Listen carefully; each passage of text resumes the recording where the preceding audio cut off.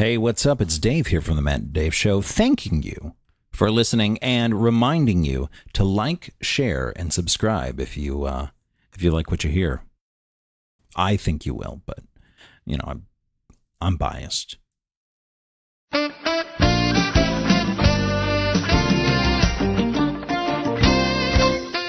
He's Dave. I'm Matt, and this is the Matt and Dave Show. How are you? Once again, we've got a lot of show to unpack today. We really do. We may go over. To talk about. We may go over. We may go over. Yeah. For the first time, I think ever on the show, we have movie news, movie reviews to talk about before the movie comes out. Yeah. So we got to see a special screening of Jumanji: Welcome to the Jungle last night. We did. I think we're 2 weeks away from that movie coming out too. Yeah. So we'll talk about that a little bit today. But first, we have got to talk about The Disaster Artist. We literally, like an hour ago? Yeah. Just got out of the theater seeing it. Just saw it. And we talked about it a little bit last week. We talked about The Room a little bit last week because I just watched The Room. Had seen The Room. And I dragged Dave to go see The Disaster Artist today. We took actually different approaches. I'm glad that this worked out. Yeah, I agree. So I saw The Room. So I went into this movie knowing what the products that they were talking about ended up being. Yeah. And you had not seen The Room. I did not watch The Room at all. But you knew the things about it. Yeah, I mean, you've seen the scenes. No, I still hadn't. Oh, you hadn't seen anything about it? I went in completely fucking cold. Okay, completely cold. Yeah. I mean, I've seen people reference the bottle throwing one on the roof. Yeah. But that's it. Yeah. That's it. That's all I'm surprised. There's a lot of memes and there are, and I think that's how videos. I've seen some of the stuff. Right. But actually, just sat down and watched the scenes. Interesting. Nothing. Okay. Yeah. Well. Yeah, I went in completely cold. And then, my review of The Room last week. Too, right. Yeah. Yeah. But that's it. I'm glad it worked out that way because now we have two different views to kind of review it. Yeah. Absolutely. What did you think? We actually haven't talked about. Yeah. This yet we have not talked about this yet. I liked it. Yeah. I think it would have behooved me to see the movie. Mm-hmm. Yeah. It's not like Ed Wood, where you did not need to see Plan 9 from Outer Space. Yeah. To completely understand the movie. Mm-hmm. This one, you should have some sort of grasp on it to really understand what's going on. Now, it works. It does. It works having no idea what it is, but I think the characters are inherently less sympathetic if you don't know some of the illusions and stuff like that. Right. There was points where I was like, oh God, I don't care about this. I didn't have a horse in the race. Right. I think it's a wonderful movie. I think it tells a very interesting story. Just the casting alone is worth it. It really is worth it just to see literally everybody in this movie. Some of those smaller parts and cameos were hilarious. It's just very well done. Very well done. I don't know if you even realize, if you don't know, that it's Josh Hutcherson. Right. Hutcherson, yeah. Playing the role of the guy who plays Denny. I don't even know the guy's name. Yeah. It's like him the entire time, but he never, he has this wig because that's how this guy looks. Yeah. But if you don't know that it's him, you just kind of totally miss it. Yeah. And oh God, who else? The stick-up dude is Zac Efron. Yeah, it's fucking Zac Efron. Yeah. In the tiniest of tiny parts. He did. He really did. Just chilling. Yep. Just chilling in that. And not Brian Maloney. He's got the show on Comedy Central. The dude was the guy with glasses. Oh, I never know his name. Yeah, but he's got his own sitcom. Yeah. Or it's not a sitcom, but it's a show. It's a show. Yeah. But it's cameo fucking city this, which makes sense. Well, and it opens up with a lot of celebrities talking about The Room too, which I thought was a nice piece. Yeah, it's very interesting. I was thinking about that too. I wonder if, as a person who has not seen The Room, if this kind of piques your interest and kind of gets you like involved, like, oh my god, what's going to happen? Like all of these celebrities are talking about this movie and what they thought about it and how much they liked it because it was so awful and how much they wished they were on the set. So did that help you at all? Like were you like in? I mean, a good starting point. I was in before that, Sure. like, but I as a storytelling device, I think it's a good decision. Yeah, I think it really would help. Like, you know, when you see J.J. Abrams, like, dude, man, I wish I was there. You know what I mean? Like, you know, that's got some punch to it. Like, JJ's a big name director. That's, you know, and he's a notorious cameo artist himself as well, which I enjoy immensely. Yeah.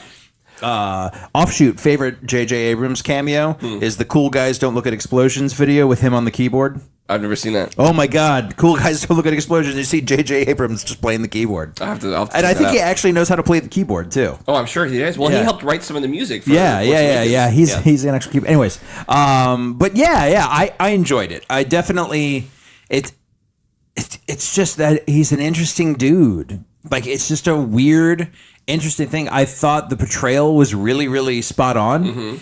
And stay through the credits. There's a wonderful little stinger at the end that you'll enjoy. What did you think? So you hadn't seen all the famous clips from the movie. No. And at the end of the movie, during the credits, they play.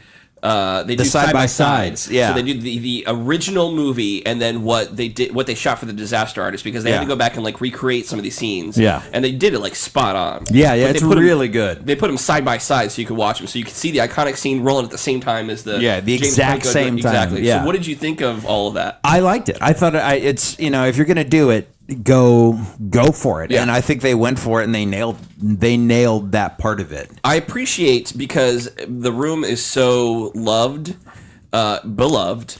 yes, and has such a huge following that a lot of the people who love that movie are going to come see The Disaster Artist. So I think that James Franco pulled off a great decision. He was also the director of the movie. Yeah, he directed it. He directed a movie where he starred himself about a guy who directs a movie where he stars himself. Yeah, think about that. Enjoy that unpacking. Yeah. But I think that it was a really smart decision on his part to try to get these scenes shot for shot exactly as the way that you see them in the film. Because, and even like the sets looked the same. Yeah, absolutely. Like everything, like I think if he did it any differently, if he took any kind of creative freedoms on any of that when it came to the actual movie, within the movie, I think it would have distracted a lot of people. It probably would have distracted me, because I just saw it last week. But it's like fresh for you, right? Exactly. But like, you know, these people have seen it like a couple of times. You know? Yeah. So I think he did a great job of staying true to that. It was a great decision. It did not take me out of it all. If anything, it made me appreciate it more. Yeah. And I loved seeing the scenes side by side next to each other. Yeah, it was cool. And how very, very cool. To the cut. Like, I mean, I wonder if they were like watching the scenes before they went. Oh, absolutely. Some of the deliveries were the same. It was great. It's almost like shooting an episode of Drunk History. Yes, that's exactly what it was. Yeah, that's what it seemed like to me. Yes. What were your thoughts on Dave Franco? I thought Dave Franco did a great job. Yeah? Yeah, well, here's the thing. Like, I didn't have any expectations. Whatsoever. Like, I don't know these characters. I don't know their motivations. I don't know anything the fuck about them other than Tommy is weird. Yeah. Like, outside of me knowing ahead of time that Tommy's a fucking weird, old, kind of Eastern European, quasi-rich person with, that's it. And we only recently know that he is Eastern European. Yeah. Because confirmed. Eastern. He confirmed it. Yes. Not too long ago. Yeah. Which I thought was funny, because at the end of the movie, they talk about how, like, you know, to this day nobody knows where his money came from, where he's from, or what his age is. Yeah. But now we know where he's from. Right. But not specifically. Not specifically. Right. Yeah. I mean, that's that's like finding out I'm American. That's true. That's a good point. It's like, oh man, he's American. Way to narrow it down. But that's a lot better than what we had before. Yeah. Because we knew that he wasn't from Louisiana. That Big Easy. Yeah. The scene where he had to he was auditioning and they told him to do it without an accent. Oh God. And he was trying to do. I think he was trying to withhold the S's. I'm trying to remember like that. It seemed like he was reading from a scene that I knew. Really? That scene was something. It reminded me of something. It was like I don't remember. Walking into the first day of class every year of school? No. The actual script he was reading. No, I know. Like but I'm trying to remember. Like it reminded me of a movie. Like I think they were trying to maybe specifically reference a movie. And I tell you, there's a wonderful, and it's a blink if you miss it. And I thought it was very interesting. So when they first get to L.A., they drive by a theater, and there's something specific playing on the theater. Okay. Did you see what it was? No. It's Shakespeare in Love. Oh, really? Yes, another movie about a guy whose writing process is creating his big work of art. Right. Which I thought was a really, really nice touch. subtle touch. Yeah. Nice touch. Yeah, I enjoyed that. I really, I was like, and it fits the time period in which they were doing it and shit like that. Yeah. Yeah, I enjoyed that. I enjoyed that quite a lot. Now, did watching this movie make you want to watch The Room anymore? Oh, yeah, I definitely want to watch The Room. Yeah. Yeah, I want to watch The Room. More so now than before? Yeah. Yeah, definitely. Well, I mean, more so now in the sense that I need to watch The Room because I need to, I need to understand this movie a little better. Right. It's not like it's created a burning desire because I want to, watch this piece of cinema, but I want to see what they're talking about now. Right. You know? And I really think that it should be available streaming and stuff. I think they really, and I think it's probably Tommy himself, really missed out on an opportunity to monetize this in some way, shape, or form. Monetize The Disaster Artist? Yeah, by releasing The Room digitally. Oh, doing like a special edition DVD. Yeah. Yeah, you know what? Or they may do that when the DVD comes out. You could probably they'll probably package both together. You're right. You're absolutely right. You know what? I'd buy that. Oh, yeah. I'd buy that. Absolutely. Yeah, absolutely. I would buy the hell out of that. I was wondering the entire time, how you were enjoying it. I mean, we laughed a lot. In this movie, it's funny. There were funny moments. But I was wondering how you were enjoying it because there were a lot of things that, because I'd seen the movie... You got. Well, not only did I just get, but there were things that were happening before they even get to Los Angeles or before they decide to make the movie. Yeah. That kind of are, foreshadowing what's going to be in the movie. So when they said something or did something, I was like, he said hi to somebody. Yes. The first time, and I was like, that's where that comes from. So there's a lot of, and they talk about very Shakespeare in Love. It is. It's very much like that. So I was wondering, I'm laughing at things you're not laughing at because I've seen the movie, The Room. Yes, and you get the reference. So I got the reference. Yeah. Or I saw what's coming. Yeah, absolutely. There's a great bit, and this isn't really spoilerish. I don't know if you can spoil this movie. Yeah, I don't think it's spoilers. There was a really great moment where I think you and I were the only ones laughing. Well, that's not entirely surprising. So as they're filming the movie, they keep showing how many days, what day of the shot they're on. Yes, and it started off day 1 of 40. So it was supposed to be a 40-day shoot. 40-day shoot. And they go through all of this drama and hassle, and tensions are starting to rise. He's fired people, he's rehired people, and he's starting to go nuts because Greg has moved out and has a girlfriend and all this stuff. Yeah. This is obviously, this information is public knowledge. Which, by the way, this movie makes me want to read the book. Yeah, it makes me want to read Greg's book. So Greg was the one that wrote the book. Yes, Greg was the guy who played Mark in the movie. He was the best friend of Tommy, and they're the ones that's the Dave Franco character. Yes. And he's the one who wrote the book, The Disaster Artist. I think I saw him in this movie too. He was in a crowd scene at the end. I heard that he had a cameo as well. Yeah. Which is funny because I heard that Tommy had a cameo, and then when it didn't happen, I was like, oh, but then it happened. And yeah. Anyway, so going back to what I was saying though.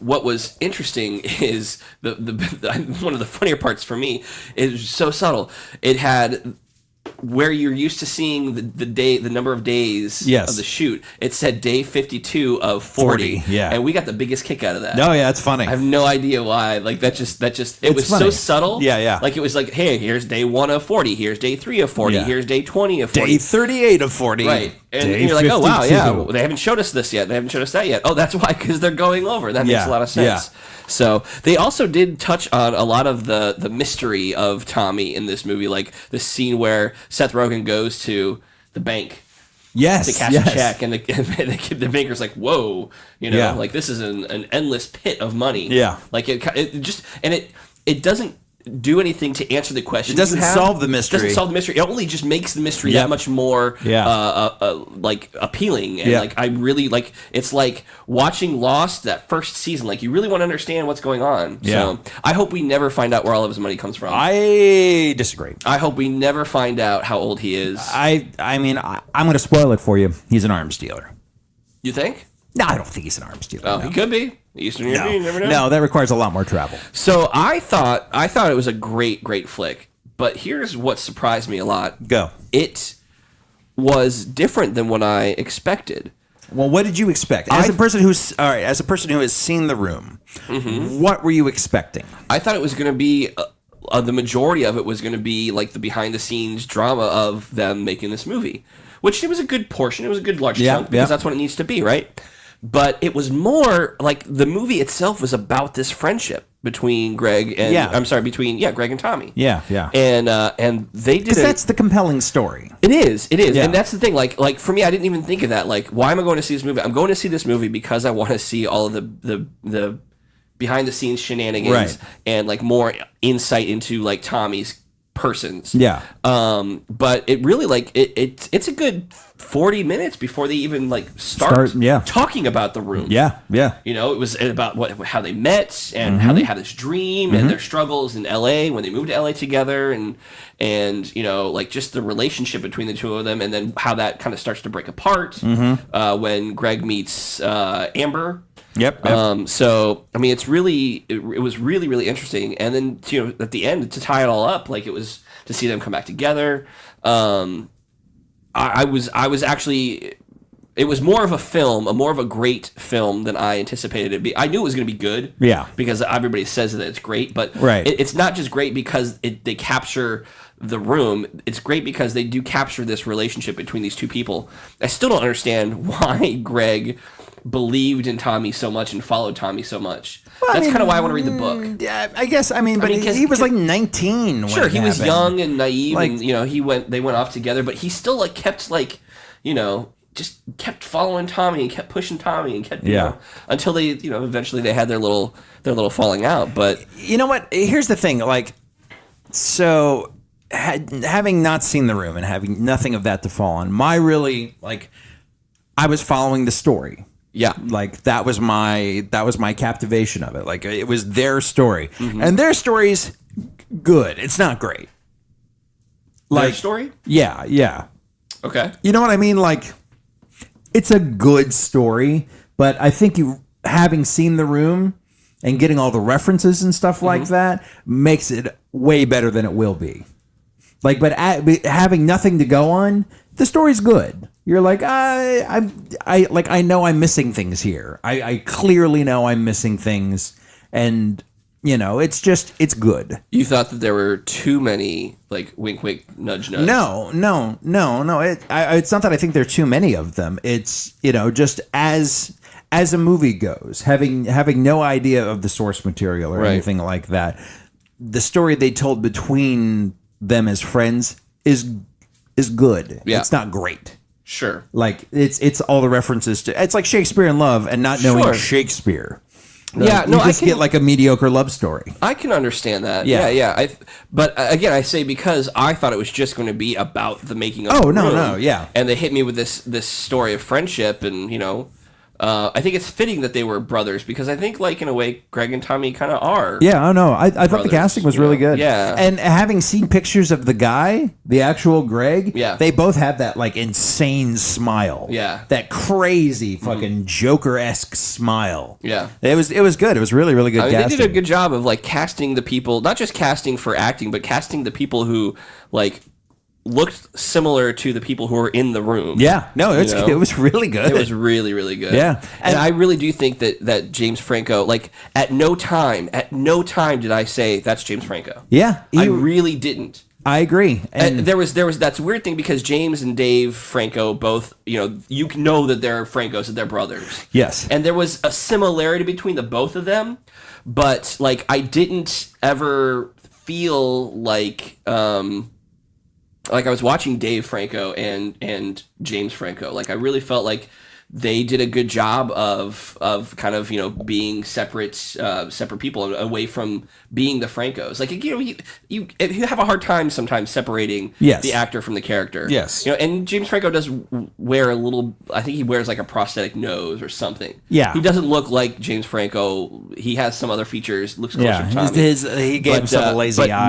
Never did I go, this is James Franco trying to be Tommy. I was like, man, he really committed. I thought he committed pretty well. Very similar to like Jim Carrey in Man on the Moon. Yeah. Like he really kind of captured.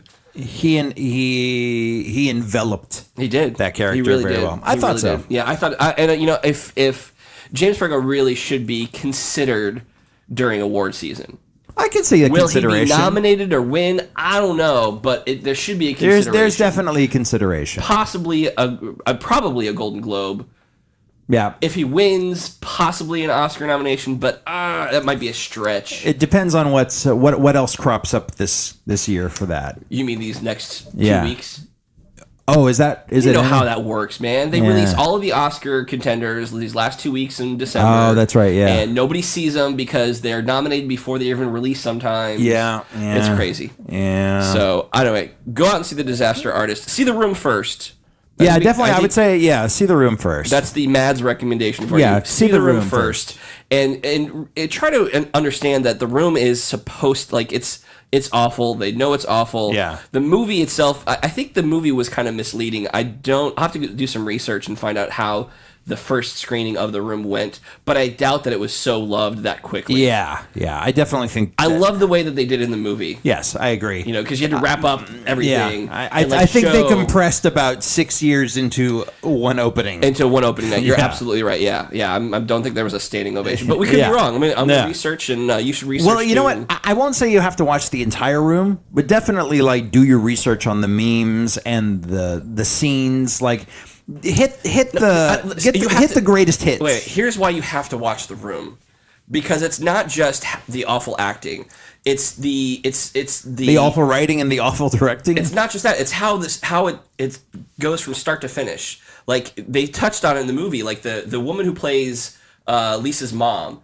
There's a scene where she talks about her having breast cancer, and this is in The Room. This is the Room character. Yes. Lisa's mom, the character Lisa, her mom talks about having breast cancer. Yes. And in The Disaster Artist, the actress playing that part says to Tommy, does this come back up again? Yeah. Like, why are we talking about me having breast cancer? Yeah. And the line written is ridiculous anyway. They're just sipping tea. Oh, yeah, I'm sick. Oh, don't worry. Oh, no, I definitely have breast cancer. And that's it. Like, it never That's the whole thing, yeah. But that's kind of something that somebody brings up in The Disaster Artist. So you have to see it to know, like, how ridiculous. Like, why are these four guys in tuxes playing football? Yeah, that was You weird. have to understand, like, just how incoherent the story is to really, really appreciate it. Yeah. So it's only an hour and a half. All right. 20 minutes of it is sex scenes.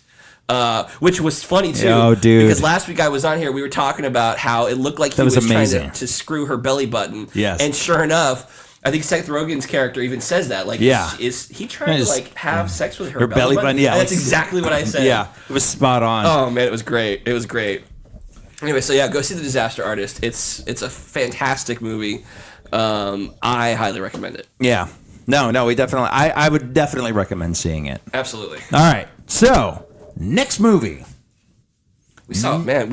It's been less than 24 hours. And we've seen 2 movies already. Yes. So Jumanji. Welcome to the Jungle. Wow, that was so fucking good. That movie came out of nowhere. That movie came out of left field and just blew my socks off. All right, so if you take it back a couple of years, and it was announced that The Rock was going to do a sequel reboot of Jumanji, everybody groaned. Yes. Oh yeah, you could hear the collective groan. And let me just preface this by saying I'm a big fan of The Rock. Oh yeah, dude. I think The Rock is good in action movies. I think he's good in comedy. He's Arnold Schwarzenegger. I think he's today's Arnold Schwarzenegger, but much, much better. Yeah, well, I mean, his English is much, much, much, much better. I would love to see. Rock has done a couple of dramatic roles. A few, like he was in the Gridiron Gang movie. Yeah, where he was like the football coach for the juvenile delinquents and all that. Yeah, so he's done a couple of things. I would love to see him do more dramatic roles. Yeah, just to kind of see how far his range is. Yeah, all right. But we all. There was. He does action comedy. I would say he does action comedy way better than Arnold. Oh, absolutely, by a lot. He could even be the definitive action comedy guy. Yeah, period. I agree. Yeah, absolutely. But there was a collective groan you could hear coming from the internet when this was announced.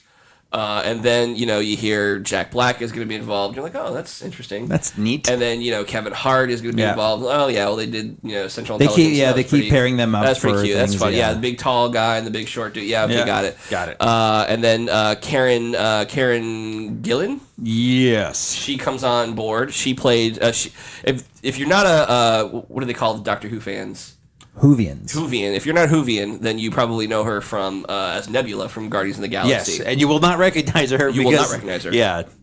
And then you hear Joe Jonas is going to be in it. It's like, oh man, it just keeps getting worse and worse and worse. Yeah. And I remember when they released that first photo of the four of them together, and everybody was like, oh god, that's just awful. And then they commented on how Karen Gillan, her costume was just ridiculous. Yes, she had like a midriff, and really short shorts. Yeah, just really but she's like, look, it fits for the movie. Just chill out. Everybody, just calm down. Pump your brakes. It makes sense. See the movie before you make a call. And everybody's like, shit, you're just full of shit. You're just trying to sex up the movie. Yeah. And then the trailer came out, and everybody's like, and then you find out it's a video game, and how's that going to work? See, this is where you and I differ. Okay. I was in on the trailer. So when the trailer came out, that's what sold you. Yeah, very much so. See, I started going the other direction. Really? I kept going the other direction. Oh yeah, no, I was like, once that trailer hit, I was like, this looks fun, and I would even my wife and I watched the trailer together, and we were just like, we looked at each other. I'm like, I'm not gonna lie to you, I kind of want to see this. Right. This looks like a fun movie. But there's always this kind of stigma with reboots, redos, sequels. Oh yeah, this could have been a real shit fest. This could have been a real shit fest, and that was what I was expecting. Yeah. This could have been real bad. Right, and then I still wanted to see it because it's Jumanji, and I wanted to see how it worked out. I don't know if I would have. I don't know if I would have gone by myself or taken the kid. I don't know, but I do like Rock. I do like Jack Black. I mean, it was an interesting combination. There's some pedigree in it. There is some very good pedigree. I had no idea who the director was. Nope. At the time. And then I kind of heard... I still don't, actually. I wasn't sure if it was a sequel or a reboot, and that was what I was worried about. It was a reboot. And this is very much... I think we're seeing something happen here where not everything has to be a sequel. It can just be in existence in the same universe. Yes. And maybe that's thanks to Marvel. I don't know. Yeah. But you can call this another Jumanji movie that takes place in the same universe where the first movie happened. Yes. And you were seeing things with Ocean's 8. We'll talk more about that a little bit if we have time. Where it doesn't have to be a sequel or reboot or anything like that. It can just take place in the same world. Yes. And I'm happy to say that this movie actually kicked some ass. It really does. It was hilarious. Very funny. Jack Black... Oh my God. Has probably the best performance of his career. Just because he had so much fun with it. Oh my God. That looked like... And it was there were so many tropes. Yeah. And which they skewered the stereotypes out and of. They did everything. Yeah. It looked like... I very rarely see a movie and go, man, I wish I want to film that movie. I want to do... that movie. That movie looks so much fucking fun to do. And I wanted to do that movie. Yes. I wanted to be in that movie so bad. And I very rarely want to go... I like watching movies. I very rarely want to be in movies. But oh my God, that looked like just such a blast to fucking do. If you haven't seen the trailer or don't know anything about it, basically this movie is about 4 teenagers who get stuck in detention. Yep. And they find this old video game because the Jumanji board game becomes a video game. And they discuss that.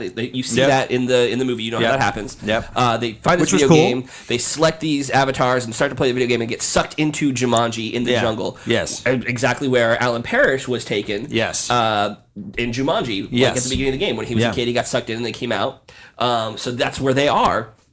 And they actually, there's a nice little throwback. Yeah, there's a lot of throwbacks to the wonderful, originals. Wonderful throwbacks. Wonderful reference. And then, it's all about them having to kind of play through the video game to beat it, and then they get to go home. Yeah.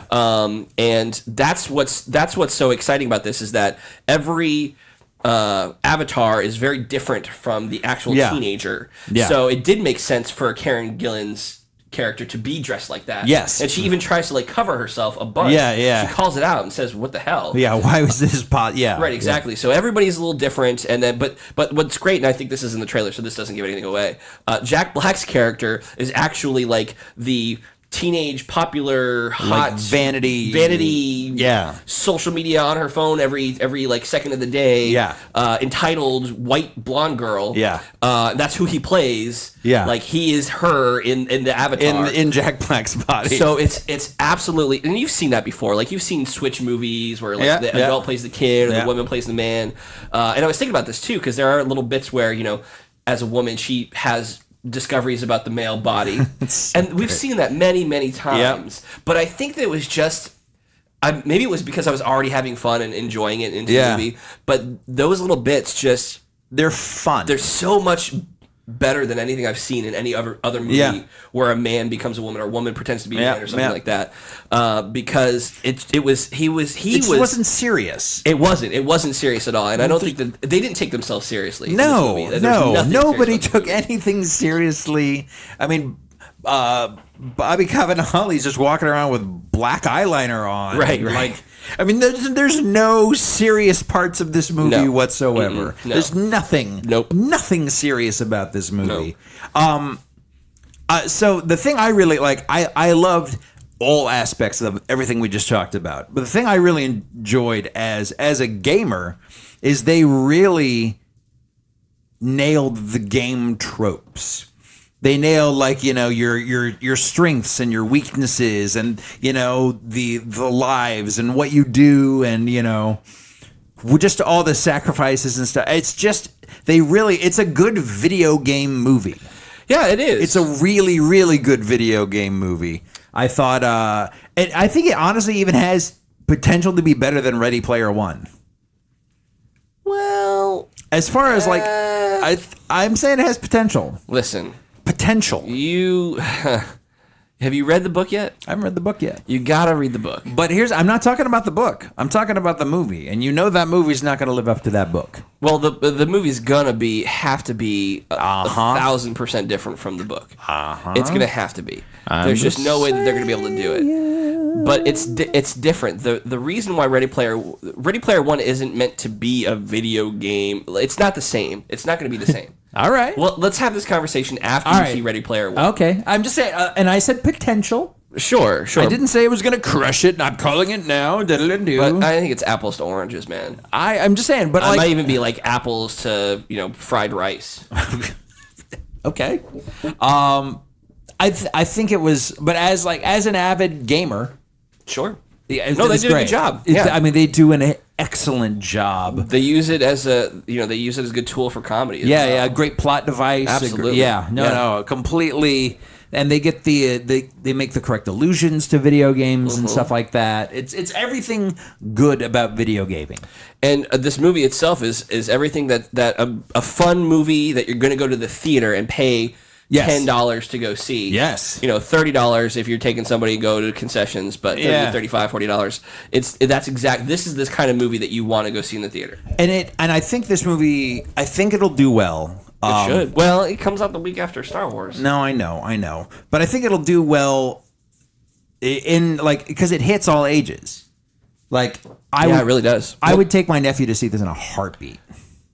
Sure. Like I would have no qualms about him seeing. I mean, it's not like a strong PG-13 or anything like that. Right. Like it's a good, fun movie. I would not. I mean, I think I think it's made specifically for that age range. Yeah, I think we're just childish. I would. Yeah, I wouldn't have any qualms about taking like a 10-year-old to see it. No, I would not. Yeah, like there were some really young kids there last night. Yeah, and there should be, and they seem to love it. Some were too young.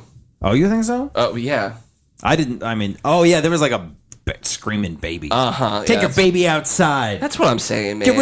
Get rid of that baby. I mean, look, don't get rid of the baby. Get rid of the baby. Your baby starts like making noise. Like, be prepared to get up and get out of the theater. Don't like sit there and wait for it to stop crying. Like, that's a good point. Do us a favor. Yeah. You know, like, I'm okay with you bringing. Listen, I brought my baby to a movie. You did. And as soon as he started crying, I whoop out. Yep. Done.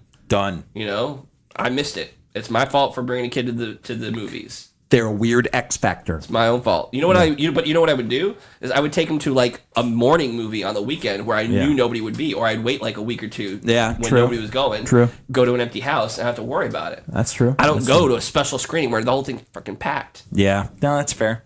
Anyway, so I want to take the baby outside. So I want to talk about what? The experience of seeing the movie last night. Oh God, yeah. Talk about that. Because we saw it in like an old classic AMC. Yeah. And this is like no stadium seating. Nope.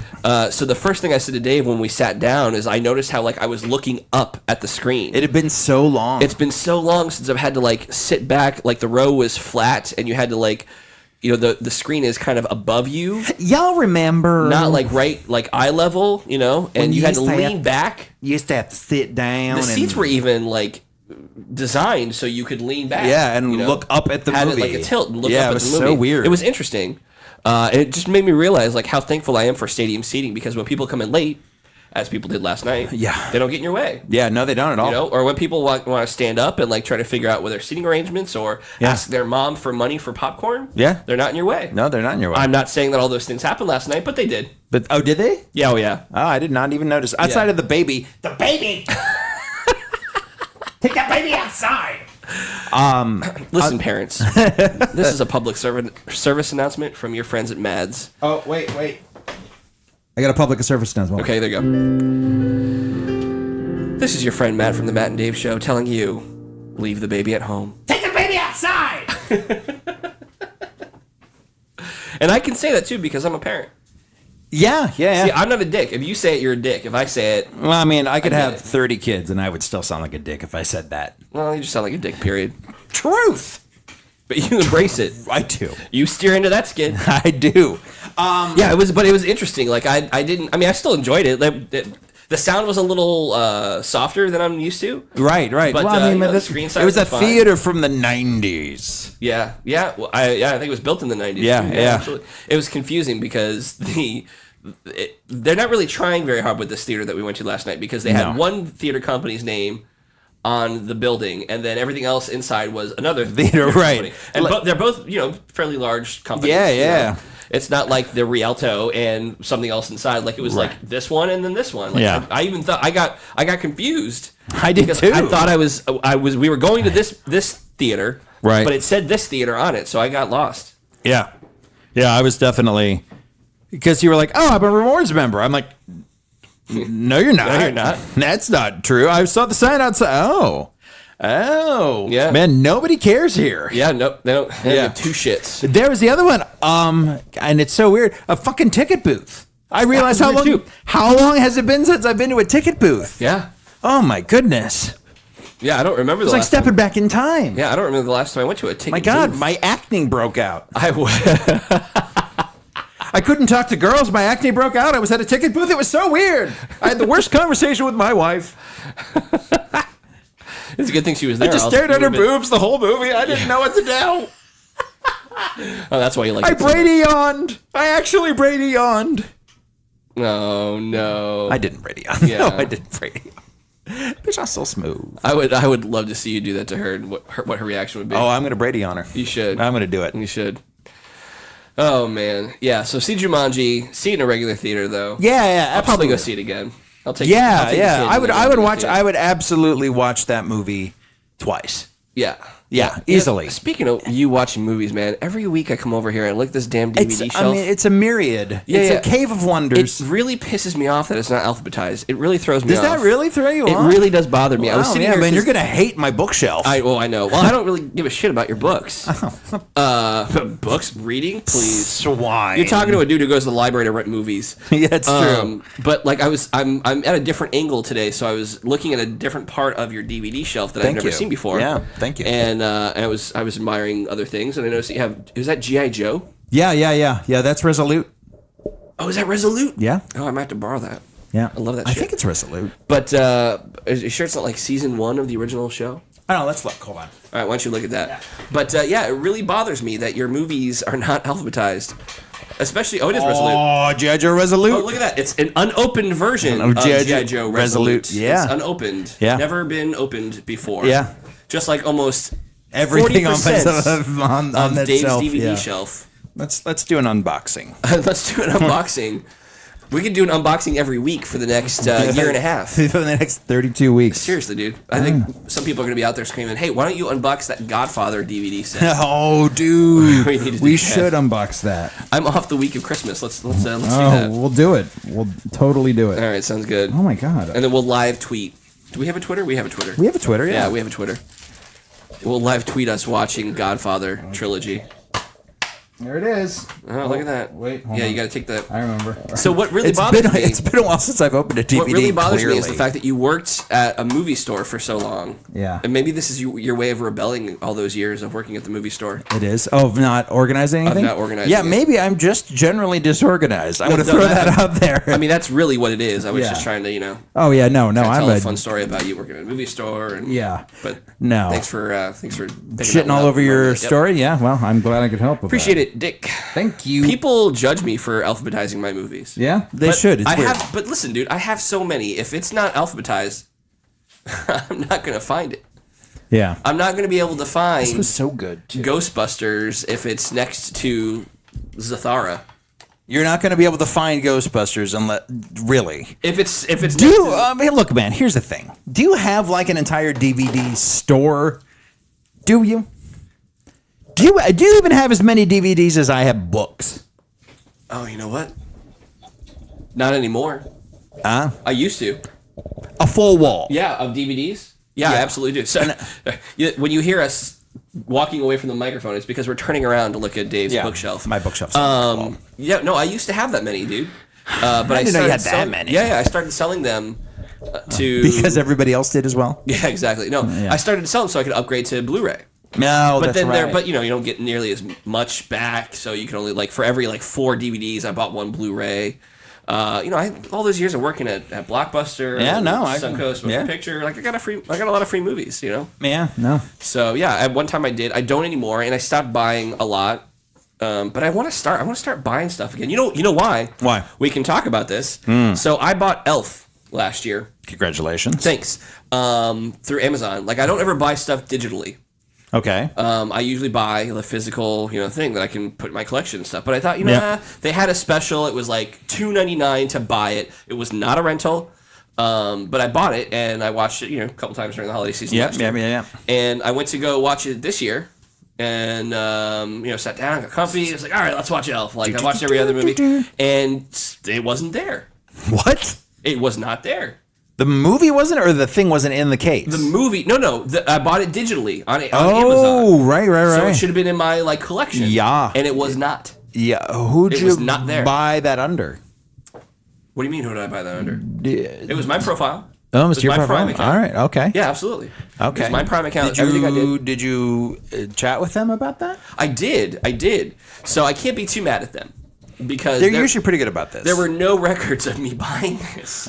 And I even had to call the kid when he was getting on the bus. Hey, right. dude, did I buy actually this last year? He's like, yeah, Dad, you did. I was like, you sure? He's like, yeah, it wasn't a rental. You bought it because it was cheap and you wanted to watch it, and then we watched it together. And I was like, okay, cool. I'm glad I'm not alone here. Right. So then I boop boop boop boop boop. After an hour of searching for customer service information on Amazon because that's the worst. Yeah. But I called him up and I spoke to some nice gentleman in India. Mm-hmm. And he was looking. He's like, yeah, no, I don't see anything. I was like, I swear it was there. It was $10. And, I don't, what happened? Who can we talk to? And so he went all the way back to look at my purchases, and he had all these things I bought before and after, and that wasn't there. I was like, man, all right, I'm going to call my bank. And see what's going on. I mean, thank you for your time. I wasn't mad at him. Right. Now I'm like, am I going crazy? Right. So he's like, well, I can just put the credit on your account and you can purchase it and it'll be there. And I was like, really? Yeah, no, they're really good about that. I'm just a dude. What if I was bullshitting you? I could just lie and say, oh yeah, by the way, I also bought. Right. $100 worth of, See, small potatoes, man. something. $2.4 million worth of the Pokemon. Right. $10, I guess, is just a drop in the bucket for it's them. a drop in the But bucket. so they gave me the $10. Instead of buying it digitally, I bought the physical copy. Nice. And then I had a problem with delivery, but that's another story. Well. But I got it. And now I have the physical version. So I don't like buying digital movies. No, that's fair. I'll put like the digital copy that comes with the physical copy on a computer. Yeah. But you could I always will just not- rip it. That's not illegal. Is it? I'm probably a bad metric for I this. may or may not have done that. Sorry, I may or As may your not. lawyer, I advise you strongly. I may or may not. You were the one who just said I could do it. I don't give a shit. You're the worst lawyer ever. I don't care. If I ever go to jail, you're the last person I'm calling. Please already be in jail. Dude, if you're in You'll jail... probably be there too. Yeah, I'll have been there for a while. If it gets to the point where you're finally in jail, man, You're pretty fucked after that. yeah. What are we at time wise? Oh, dude, we got like about 15. Really? Yeah. All right, cool. So we need to talk about Disney and Marvel. Yeah, Disney and Marvel sitting in a tree. MERGING. Nice. Thank you. Well, they aren't sitting in a tree, but they are at the bank. Oh, they're in the bank? They are currently We're at the bank stage? They've currently gotten the bankers involved, and we should. Wait, did you say Disney and Marvel? Did I say Disney Marvel? I think you did. I'm sorry. I meant Disney and 20th Century Fox. Disney and 20th Century Fox sitting in a tree. Sitting in a bank. Sitting in a bank. Putting one penis in a tank. That wasn't as good as I'd hoped. Yeah, you really fucked with my... You fucked with my rhyming scheme. Yeah, sorry, dude. Yeah, it was a bad audible. You have to do a little bit more training before you learn. And then you had 20th Century Fox is like a 12th syllable. You say Fox. Disney and Fox. Disney and Fox sitting in the bank. Bank. Anyway, yes, the earlier That's gonna rumors bother me. of Disney and 20th Century Fox talking merger, talking about Disney taking on most, if not all, of 20th Century Fox's TV and movie and all their entertainment assets. Disney and Fox sitting in the bank. Put some semen in that tank. No, All right. I can do better. you can, but don't try because you'll leave me out here talking while you're sitting there thinking of rhymes. I can't think of any other compelling podcast that can do. Yes. So they're putting some stuff in the tank. Yes, it looks like they are going to have an announcement sometime early next week about this happening. And, it's funny because all the fanboys were like, yeah, Marvel needs to have everything back. They need the Fantastic Four. They need the X-Men, and they need this. We've talked about it on the show a We've bunch of definitely times. speaking to But this. now they're all like, well, maybe the X-Men should be different from the Marvel Cinematic Universe. I agree. I kind of agree. Yeah. Well, here's say your thoughts because I have some thoughts as well. I was just setting it up. Oh yeah. I was just setting up for your thoughts. I mean, I think that it's funny that all the fanboys were like, Marvel. Okay, maybe not all of that. Yeah. Maybe less. Maybe they can just take the Fantastic Four, but Fox can keep the X-Men because Fox has done such a great job on the X-Men already. Name 5 movies that were actually really good. That's what I was. I couldn't tell you if you were being sarcastic or not. No, I was being sarcastic. Oh yeah. Logan, Logan was great. Deadpool, Deadpool was great. X-Men 2. X-Men 1 and 2. I liked 2. 1. X-Men 1 was really And good. then First Class. First Class, yeah, that's 5. That was 4. 1 and 2. All right, 1 and 2 I'm were only good. counting 4. All right, name 6. They've done a lot, and there's a lot coming, and the only thing that really looks exciting about what's coming is, well, nothing. We haven't seen anything. I'm not excited about the New Mutants. Yeah, I mean, the concept is interesting, the horror film within a comic book. I like it. We've been talking about, look, make comic book movies different, and they're trying, so kudos to them. Yeah. But yeah, I mean, I don't think Fox has knocked it out of the park when it comes to X-Men. Yeah. There have been more failures than successes, and I think that... I think they're at 50%, which is not great. Listen, here. If you're gonna But do to it, be fair, so were Star Wars movies for a while. it's true. It's a good point. I think that you can leave the mutants separate from the MCU. but I think that Marvel should be involved in the storytelling. I think so. If anything, for the comics, because what they've done to these characters in the comics is just sad. Well, that's because they don't own the rights to the movies. That's what I'm saying. So now that they will, maybe we can get some good comic book stories again. Yeah. What were your thoughts? What were you going to say? Well, so I read a very interesting article on Forbes, because I like reading Forbes. I think I read that same article. Oh, you did? About how it would give them too much market share? Yep. Yeah. And I really kind of agreed with it. Like, if they get... right now Disney does, what do they say, like 22% of the box office per year. Like, and Fox with their movies do another 18%. And Disney's being a fucking shitty bully right now at times. With the critics. Yeah. And with saying you have to run this movie for so long. Like they're trying and requesting more profit. Yeah. Mm-hmm. So you give them more market share, there's no guarantee that they're not going to be assholes again. I know, and it's one of those things like it's a push-pull thing. Like if they're super assholes about it, is it going to drive that part out of business? I don't know. But yeah, there was definitely some like counterpoints to it being a good thing that, it would give them not controlling access of Hulu, but it would give them a larger percentage of access to Hulu if they own Fox's share as well. And would that make Hulu, could they push Hulu to be Disney's streaming service to compete with Netflix? What do we... There's definitely some repercussions to this that isn't just like, oh my God, Wolverine will punch Captain America.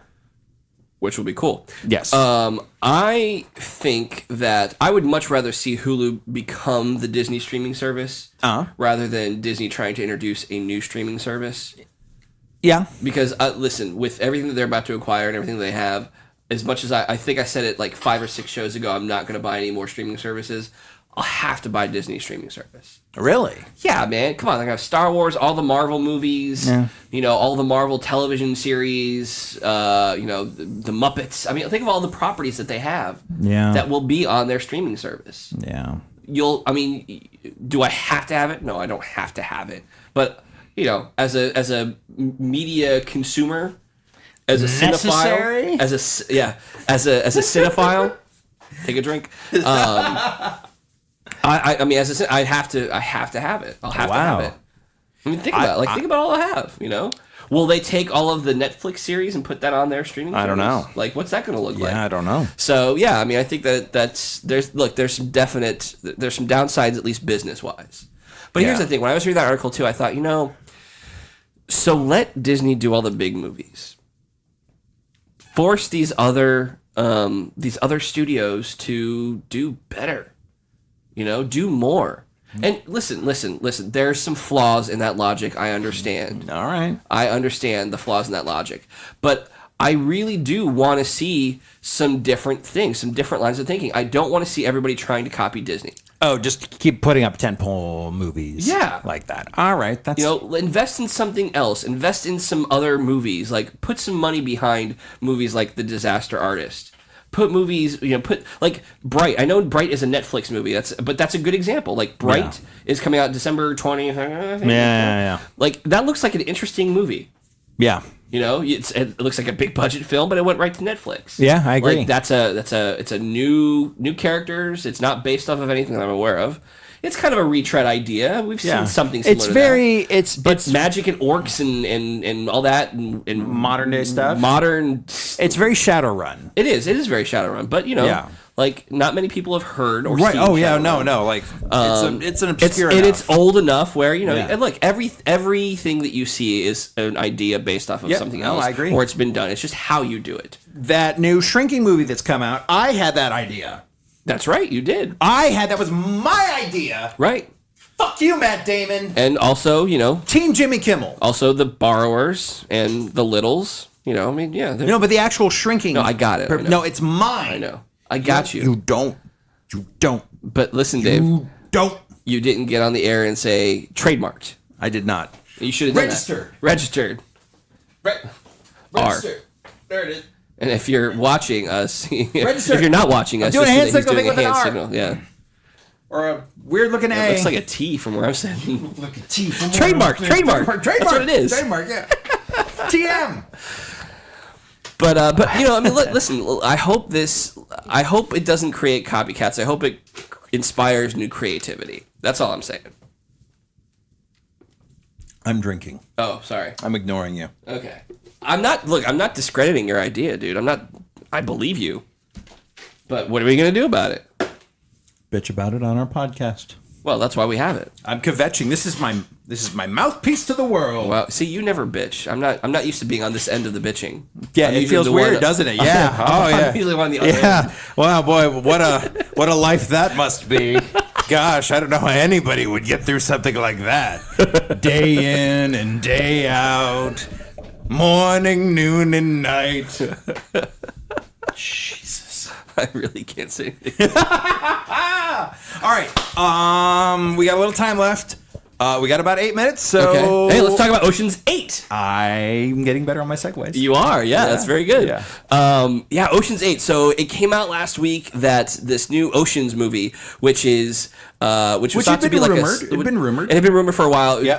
It's like a sequel, something to Ocean's 11. Yes. Which if the you don't Ocean's remember, series. right? Which if you don't remember is the George Clooney, Brad Pitt, Matt Damon, all these people. Which it was itself a remake of an old Rat Pack movie from the 50s. I would say it's like late 50s, early 60s. Yeah.